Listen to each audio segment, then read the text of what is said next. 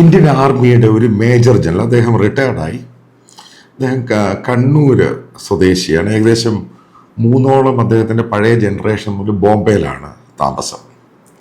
അദ്ദേഹം പൂനെയിലാണ്. അദ്ദേഹം mechanised ഇൻഫൻട്രിയുടെ major general ആയിരുന്നു. അദ്ദേഹത്തിന് ലെഫ്റ്റനന്റ് ജനറലായിട്ട് പ്രൊമോഷൻ കിട്ടി. ബോർഡ് തീരുമാനിച്ചിട്ട് പോലും അദ്ദേഹം അവിടുന്ന് ആർമിയിൽ നിന്ന് റിട്ടയർമെൻറ്റ് എടുക്കുകയാണ് ചെയ്തത്. കാരണം അദ്ദേഹത്തിൻ്റെ ഹെൽത്ത് ഇഷ്യൂ എന്ന് പറഞ്ഞിട്ട് അദ്ദേഹം പൂനെയിലാണ് താമസിക്കുന്നത്.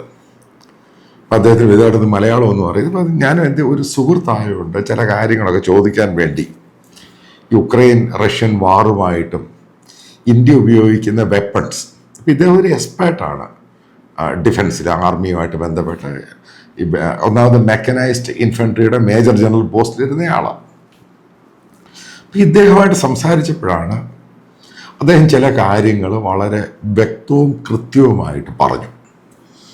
അതിലൊന്ന് പറഞ്ഞത്, ഈ റഷ്യ ഉക്രൈൻ വാറുമായിട്ട് ബന്ധപ്പെട്ട് അതേപോലെ തന്നെ ഇദ്ദേഹം കാർഗിലും ഉണ്ടായിരുന്നു, പല സുപ്രധാന ഇന്ത്യയുടെ ഓപ്പറേഷനിലും പങ്കെടുത്തിട്ടുണ്ട്.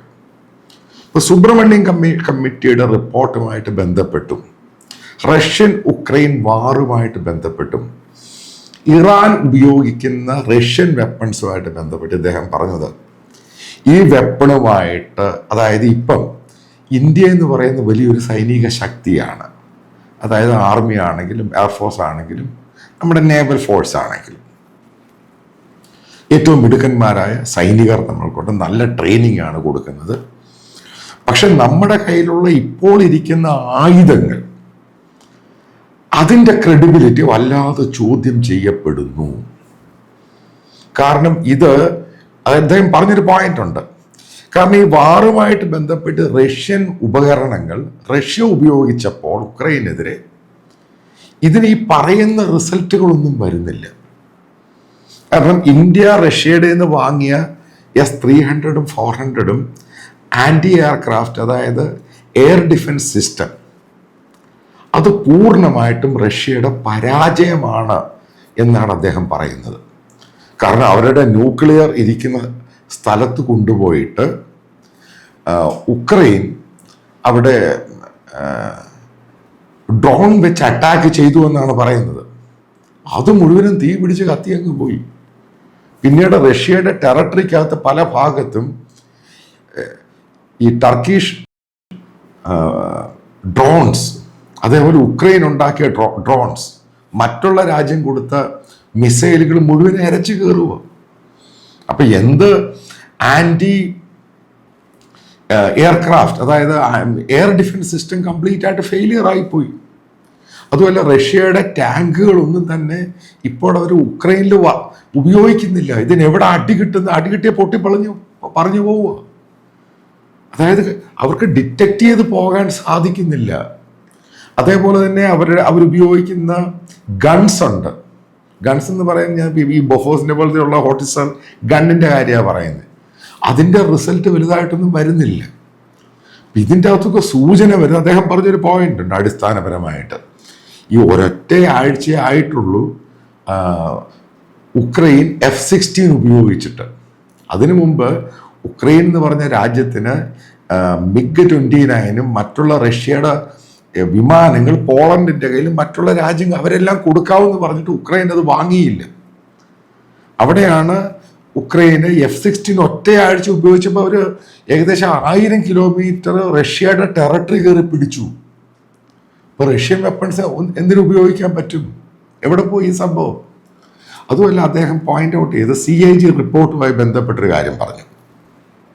അതായത് ബാലക്കോട്ട് അറ്റാക്ക് ഉണ്ടായി കഴിഞ്ഞപ്പോൾ ഇപ്പം നമുക്കറിയാം, നമ്മൾ ഇന്ത്യൻ എയർഫോഴ്സ് പാകിസ്ഥാൻ്റെ ഇൻസൈഡിൽ പോയി ഈ ടെററിസ്റ്റ് ക്യാമ്പാണ് അറ്റാക്ക് ചെയ്തത്. അപ്പം നമ്മൾ വലിയ ഹൈലൈറ്റ് ചെയ്ത് നമ്മൾ പറഞ്ഞു വാർ ഫർദർ എസ്കലേഷൻ ഇല്ല, ഇത്ര മാത്രമേ ഞങ്ങൾ ചെയ്യാനുള്ളൂ. പക്ഷെ തിരിച്ച് പാകിസ്ഥാൻ അറ്റാക്ക് ചെയ്ത് അവർ F-16 വെച്ചാണ് അറ്റാക്ക് ചെയ്തത്. അപ്പോൾ അത് സിംബോളിക് രീതിയിലാണ് ഇന്ത്യയുടെ കന്റോൺമെന്റിൽ ആൾക്കാർ താമസിക്കാത്ത ഒരു സ്ഥലത്ത് കൊണ്ടുപോയി അവർ പ്രതീകാത്മകമായിട്ട് ബോംബ് ചെയ്തു.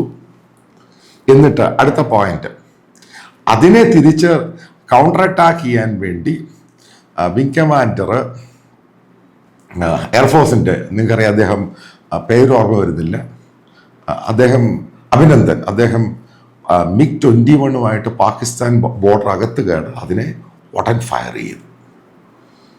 അത് കഴിഞ്ഞിട്ട് നമ്മൾ വെച്ചിരുന്ന ആൻറ്റി എയർക്രാഫ്റ്റ് വെപ്പൺസ് അത് ആക്ടിവേറ്റ് ആയിട്ട് ഇന്ത്യൻ ഹെലികോപ്റ്ററിനെ അറ്റാക്ക് ചെയ്തു. എത്ര പേരാ മരിച്ചു പോയത്? അപ്പൊ ഇങ്ങനെയുള്ള വെപ്പൺസുമായിട്ടും റഷ്യയുടെ ഈ ഫൈറ്റർ എയർക്രാഫ്റ്റുമായിട്ട് നമ്മൾ എത്രമാത്രം മുന്നോട്ട് പോകാൻ സാധിക്കും? ഇദ്ദേഹത്തിന്റെ ചോദ്യം വളരെ പ്രസക്തമാണ്. ബേസിക്കലി അതിന്റെ CAG റിപ്പോർട്ടിനകത്ത് ഗവൺമെന്റ് ഡിഫൻസ് ഓഡിറ്റിനകത്ത് പറഞ്ഞത് ഇന്ത്യയുടെ വെപ്പൺസ് മുഴുവനും മാറ്റേണ്ട സമയമാണ്. ഇത് കാർഗിൽ സമയത്ത് തന്നെ പറയുന്നുണ്ട്. ഇപ്പൊ ഈ സംഭവം അതിക്രമിച്ചിരിക്കുകയാണ്. ഇപ്പൊ ഞാനിത് അമേരിക്കൻ വെപ്പൺസോ ഫ്രഞ്ച് വെപ്പൺസിന്റെ കാര്യമൊന്നുമല്ല പറയുന്നത്. നമുക്ക് ഇപ്പൊ മോദി വന്ന ശേഷമാണ് ഇതിനകത്ത് വലിയ മാറ്റമുണ്ട്. നമ്മൾ റഫേൽ വാങ്ങി 4.5 ജനറേഷൻ ഫൈറ്റർ എയർക്രാഫ്റ്റ് ആണ്. നമ്മൾ തേജസ് ഉണ്ടാക്കുന്നു.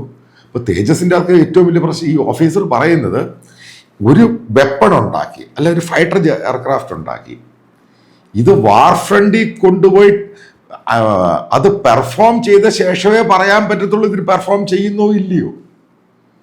കാരണം റഫേൽ പെർഫോംഡ് ആണ്, കാരണം അത് അഫ്ഗാനിസ്ഥാനിലും പലയിടത്തും അത് ഉപയോഗിച്ച് അത് പെർഫോംഡ് ആണ്, നല്ലപോലെ നിൽക്കും. പക്ഷെ അപ്ഗ്രേഡ് ചെയ്ത MiG-ഉം 29-ഉം ഈ പറയുന്ന പോലെ MiG-29 കംപ്ലീറ്റ് ഫെയിലിയർ ആയിപ്പോയി റഷ്യൻ ഉക്രൈൻ വാറിൽ. അതേപോലെ തന്നെ സുക്കോയ് അവർ ഉപയോഗിക്കുന്നില്ല, കാരണം അടിച്ചിടുകയാവും, അടിച്ചിടുക. അപ്പൊ ആ രീതിയിലാണ് റഷ്യയുടെ വെപ്പൺസിന്റെ സിസ്റ്റം. അതായത് നമ്മുടെ അദ്ദേഹം കൺക്ലൂഡ് ചെയ്യുന്നത് ഇന്ത്യയുടെ ഡിഫൻസിന്റെ അകത്ത് വെപ്പൺസിന്റെ വലിയൊരു ഭാഗം നമ്മളിപ്പോൾ ഉണ്ടാക്കുന്നുണ്ട്, വളരെ നല്ലത്. പക്ഷെ ഇന്റഗ്രേറ്റ് ചെയ്ത് അത്യാധുനിക രീതിയിലുള്ള വെപ്പൺസ് നമ്മൾക്ക് ആവശ്യമാണ്. അല്ലെങ്കിൽ ഇപ്പം ഇന്ത്യയെ ബാക്കി നമ്മൾ ഡോമിനേറ്റ് ചെയ്യും, പക്ഷെ തിരിച്ചടി കിട്ടും. 10 അങ്ങോട്ട് പോകുമ്പോൾ 5 ഇങ്ങോട്ട് കയറി വരും. കാരണം അതേപോലെ ഒരു സിസ്റ്റം നമുക്കായിട്ടില്ല. കാരണം ഹൈലി ഡിജിറ്റലൈസ്ഡ് രീതിയിലോട്ടാണ് ഇപ്പോഴത്തെ വെപ്പൺസ് പോകുന്നത്. ഇത് വളരെ സസൂക്ഷ്മമായിട്ട് നിരീക്ഷിക്കുന്ന ഒരു ഓഫീസർ കൂടിയാണ് അദ്ദേഹം പറഞ്ഞത് ഇന്ത്യയുടെ പഴയ ആ രീതികൾ മുഴുവനും മാറേണ്ടിയിരിക്കുന്നു. അല്ലെ, വാർ എന്ന് പറയുന്നത് കുറച്ച് നാൾ വാർ നീണ്ടുപോയി കഴിഞ്ഞാൽ അത് ഇന്ത്യക്കായിരിക്കും ഏറ്റവും കൂടുതൽ അഫക്റ്റഡ് ആയി വരുന്നത്. കാരണം പാകിസ്ഥാൻ ഒന്നും നഷ്ടപ്പെടാനില്ല. കാരണം അവൻ്റെ ഇരിക്കുന്ന മുഴുവൻ അമേരിക്കൻ വെപ്പൺസ് ആണ്, ചൈനീസാണ് ഈ സാധനം.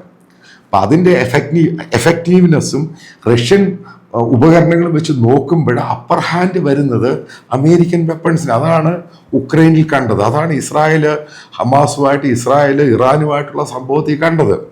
അതായത് ഇന്ത്യയുടെ വെപ്പൺസ് മുഴുവനും അപ്ഗ്രേഡ് ചെയ്യേണ്ട സമയമായി എന്നാണ് അദ്ദേഹം ആ ഒരു ഫോൺ സംഭാഷണത്തിൽ അവസാനം കുറിച്ചുകൊണ്ട് പറഞ്ഞത്.